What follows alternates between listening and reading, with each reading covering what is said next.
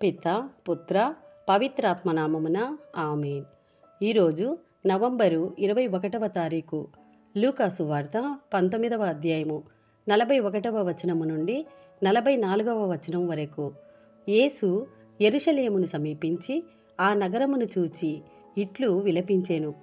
నేడైనను నీవు శాంతికి అవసరమైన దానిని గుర్తించి ఉండిన ఎడల బాగుండేడిది. నీవు అటులా చేయలేకపోతివి.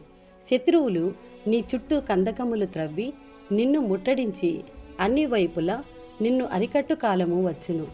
వారు నిన్ను, నీలో నివసించు నీ సంతానమును మట్టిపాలు చేయుదురు. నీలో రాతి మీద రాయిని నిలువనీయరు. ఏలెనా ప్రభువు నిన్ను దర్శింపవచ్చిన కాలమును నీవు గుర్తింపలేదు. ఇది ప్రభుని వాక్కు. సర్వేశ్వరునికి వందనములు.